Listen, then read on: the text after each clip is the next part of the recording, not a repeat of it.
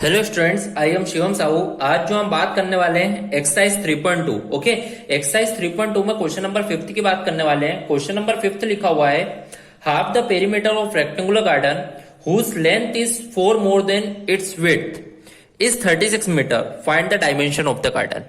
इस क्वेश्चन को देखते से मैंने देखा कि ये वर्ड प्रॉब्लम है और वर्ड प्रॉब्लम का मेन कंसेप्ट होता है कि यहाँ पर किन दो चीजों की बात हो रही है।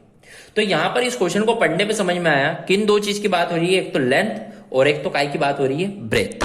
तो यहां पर सबसे पहले लेंथ और ब्रेथ को एक्स एंड वाई सपोज करेंगे। ओके, तो यहां पर आप देखिएगा, लेट द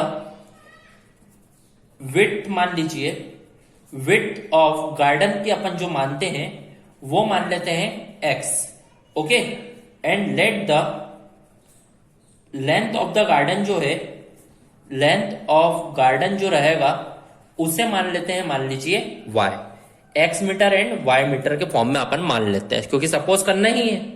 अब देखिए, अब आपका मेन कंसेप्ट ये होता है, फर्स्ट सेंटेंस पढ़ के first equation, then second sentence पढ़ के सेकंड इक्वेशन। आपने देखा half the perimeter of rectangular garden whose length is 4 more than its width. जो लेंथ है वो क्या है, 4 मोर देन इट्स विड्थ। तो यहां पर जैसा बोला है वैसा लिख देते हैं। लेंथ जो है 4 more than its width, width से जो है वो कितनी जाता है, 4 जाता है। तो इसका मतलब लेंथ जो है वो मेरी क्या है, y, विड्थ जो है मेरी वो क्या है, x। फिर मैंने देखा +4, तो इसका मतलब this is our equation number 1। क्या बन गया, इक्वेशन नंबर 1। आगे समझिए, अब यहां पर लिखा है half the perimeter of rectangular garden. Half मतलब क्या हो जाएगा, 1/2। Half the perimeter of rectangular garden, half बोला है पेरीमीटर ऑफ रेक्टेंगल गार्डन का, पेरीमीटर ऑफ रेक्टेंगल गार्डन का half, half the perimeter of rectangle garden. और आखिरी में दिया है इस 36, कितना दिया हुआ है, इस 36। तो इसका मतलब half perimeter of rectangle garden क्या होता है, 2l+b इज इक्वल टू 36। तो हाफ से हाफ यहाँ पे क्या हो गया, कैंसल आउट। तो आप देखिएगा लेंथ जो है वो क्या है, y, ब्रेथ क्या है वो आपकी क्या है, x इज इक्वल टू 36। तो ये क्या होगी आपकी इक्वेशन नंबर 2।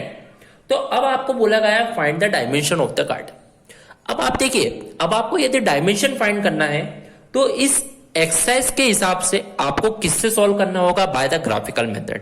नहीं तो आपको आगे एलिमिनेशन, सब्स्टिट्यूशन, क्रॉस भी पढ़ना होगा, उससे भी आप सॉल्व कर सकते हैं यदि आपने आगे पढ़ के रखा होगा। पर इस एक्सरसाइज के हिसाब से आपको इसको कैसे सॉल्व करना होगा, बाय ग्राफिकल मेथड। तो यहाँ पर ग्राफिकल मेथड आपने पढ़ के रखी है क्लास 9th में भी, तो इसे एक बार ध्यान से देख लीजिए। ओके, जैसे आपकी फर्स्ट इक्वेशन है y is equal to x+4।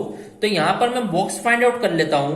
तो यहां पर आप देखिए बॉक्स किस तरीके से आएंगे, मान लीजिए ये आपका x है और ये आपका y है। आपको पता है ग्राफ प्लॉट करने के लिए आपको पॉइंट्स पता होना चाहिए। मान लीजिए मैं x की जगह पे 0 रखता हूं तो 0+4 कितना हो जाएगा, 4। मान लीजिए अब मैं y0 रखता हूं, y को क्या रखता हूं, 0।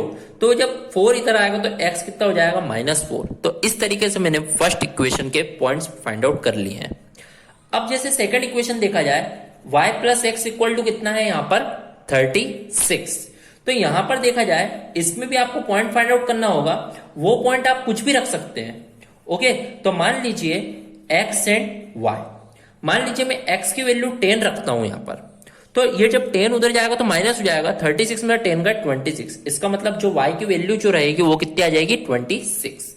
अब मैंने देखा, मान लीजिए मैं y 10 रख देता हूं, y को 10 रखता हूं तो 10 उधर जाएगा वापस से माइनस, मतलब 36 - 10 26, मतलब x जो रहेगा वापस से कितना आ जाएगा, 26। तो इस तरीके से मैंने दोनों इक्वेशन से पॉइंट्स फाइंड आउट कर लिए हैं।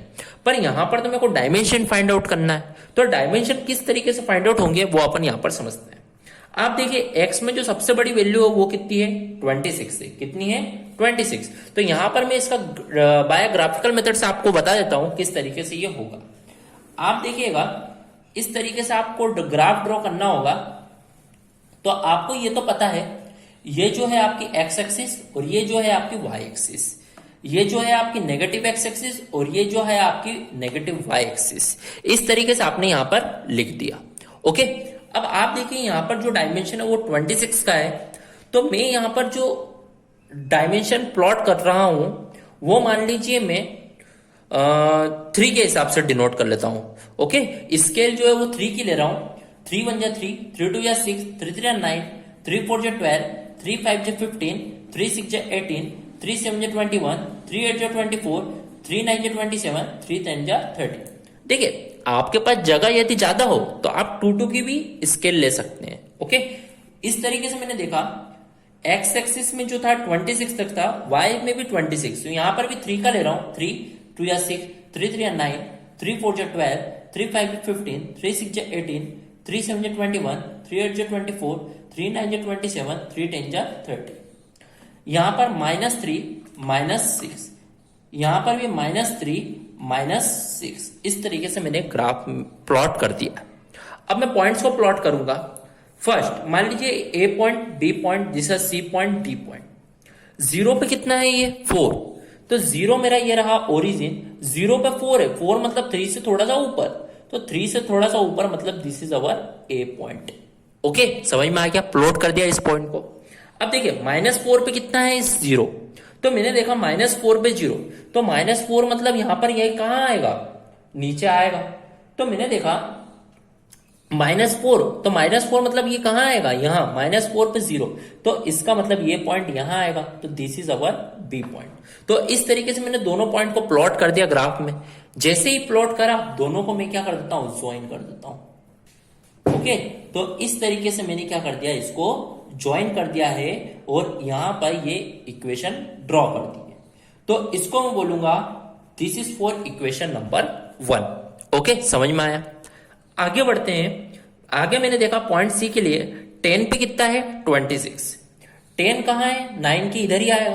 10 पे 26, तो 26 मतलब मेरे को ऊपर जाना होगा, तो मतलब 27 के थोड़ा सा नीचे, तो this is our C point, ये भी मैंने बोल दिया।